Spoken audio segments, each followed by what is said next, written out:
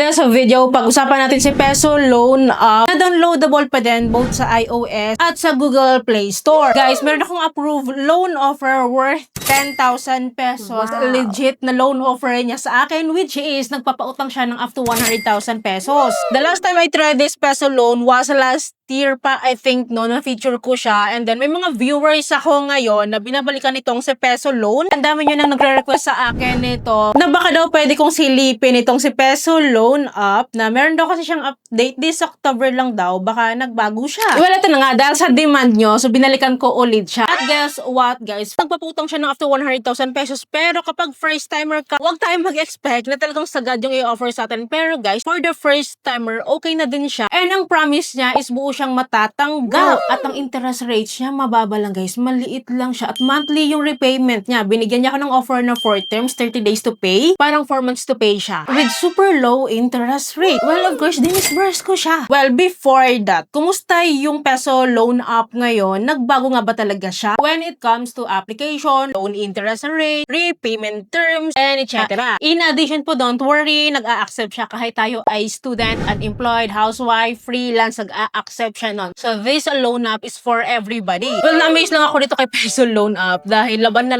laban talaga siya hanggang ngayon. Hindi siya nawawala sa iOS at saka sa Google Play Store. Hindi katulad ng mga ibang OLAs, no, nakilala din natin na in and out sa Play Store. Naglalaho sila, hindi bumabalik, hindi naglalaho, hindi na nakabalik. Well, there's one si Peso Loan is laban na laban pa din. Well, eto na nga, bago ko i-share sa inyo yung buong details nito, let me share with you. Sa mga nagtatanong kung paano mag-apply ngayon, yung updated application niya ngayon. Keep watching guys, kasi may mga details po na kailangan yung malaman sa application para ma-offeran tayo or makapag-proceed tayo sa kanilang approved loan offer. Well, by the way, before I start, si Peso Loan Up po is a legit loan app. Registered po siya sa SEC website under kay Masaganang Buhay Finance at CIC accredited din po ito. Well, dinownload ko po yung app dahil ang tagal ko nang walang ganito. So, open natin. And then, meron siyang service agreement dito that I need to agree, no, before I proceed. And then, right after po, nandito na po tayo sa homepage po ni Peso Loan Up na sabi niya nga, nagpapautang siya ng up to 100,000 pesos sa credit limit. So, wala na tayong ibang pipindutin dito kundi get credit limit to apply the loan. And then, agad-agad po, we need to input our mobile phone number here. And then, after po niyan, magpapadala po sila sa atin ng OTP or verification code. At magsaset po tayo dito ng 4-digit password po. And then, after that, submit lang natin. And then, here po is the facial verification. I can skip it if I want to. Well, after po nito, if may invitation code po tayo from Peso Loan or for someone else, we can input here. So, siguro no, mataas yung chance no kapag may invitation code tayo kasi in-invite tayo eh. Kasi na-experience ko yun sa Union Bank Quick Loan na meron akong invitation code. Well, anyways, wala akong invitation code dito so in-skip ko siya. Then right away, I need to fill up po the personal information including my level of education, marital status, addresses, and then dito sa baba is the additional info to get the higher loan daw. Pero optional naman siya which is itong alternative phone number at email. So in-skip ko po siya. And this is followed by the work information po. Well, ito nga po yung sinasabi ko sa inyo. Ang daming employment status po dito. Andito na din po si housewife, unemployed, student, freelance, self-employed, business owner. Of course, kapag employed individuals. Kapag unemployed student, freelancer, housewife po yung pinili po natin, wala ka nang i-provide na kahit anong details. Pero kapag mga self-employed, business owner, employed, meron kang mga company or income details po na i-provide. But if I were you, of course, advantage pa rin kapag employed or self-earning tayo, of course, para mas mataas pa din yung chance po na mapurbahan tayo. Pero kung wala naman, okay lang yun. Kasi nag-a-accept naman siya. Well, after po nito, this is followed by the 3 emergency contact po or the character reference po. At hindi po siya magdadirect sa ating phone book list. Magma-manually fill up po tayo dito. So, tiyagain na po natin to kasi this is followed naman by the ID information na. So, ito po yung ID types po na nire-require po nila. So, tingnan nyo to guys. So, kahit pa paano, yung mga nakaganyan po, yung mga naka-thumbs up po dyan, yan po yung mga recommended ID type. Andyan si PhilHealth, andyan si TIN, andyan si National ID. Na alam naman natin, no, na hindi talaga siya sobrang lakas ng mga ID, pero recommended siya. Well, here, I choose my National ID. Then, pipicturean din po natin front and back, and right away po, mag-auto-capture po yung ID details po natin dito, and i-check lang po natin yan kung tama ito. And then, after this one, guys, submit lang natin. Nakalagay dito, evaluation na po agad sila. Right after po, meron po tayong approved instant loan offer po of 10,000 pesos. All the loan details that you need to know here, so ito po siya. So, 10,000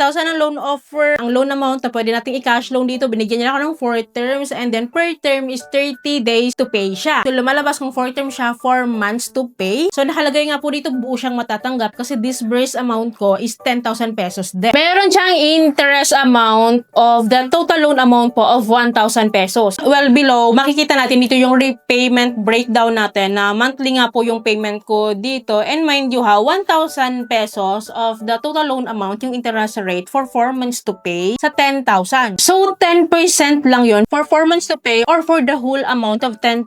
So, lumalabas kung 4 months to pay siya. 10% of my loan amount, yun po yung interest rates niya. So, imagine 4 months to pay siya. So, divided by 4 months to pay. So, lumalabas, ang monthly interest ko lang is 2.5% monthly. Ang baba, diba? Sobrang baba. Super low interest rate. Mind you ha, kung it is what it is, ang ganda. Ang ganda ng loan offer niya. Kung legit talaga, nabuo siyang matatanggap na 10,000 pesos at kung legit talaga yung repayment terms niya. Kasi wala namang ibang details dito na pwede nating pagbasihan eh. Dahil ito yung loan offer niya sa akin. Well, dahil decided naman po ako mangutang dito, nag-add ako ng aking withdrawal info here. So, pwedeng bank account, pwedeng e-wallet account. And then for me po, I choose my e-wallet account. And then pinili ko po dito is si GCash po. Dahil nakapag-provide na po ako ng aking withdrawal method po dito. So, dito sa baba, kinili ko po itong Get Cash Now. And then, magsi-selfie verification na naman po ako dito. And right after po nito, antayin ko daw po yung kanilang resulta. Yung resulta po ng aking application dito. So, nag-antay naman ako kasi nakalagay naman dito within 5 minutes, I think. Kasi i-review naman daw nila as quickly as they can. So, ito yung status ng application ko ngayon. And then, na-refresh ko lang nang na-refresh itong homepage ko kasi nakapending pa nga siya dahil ini-evaluate pa nila ako. Kaka-refresh ko nga po ng kaka-refresh. So, may resulta na agad tayo. And look at this one, guys. Diba? Na-reject nila ako. Oh, diba? Rejected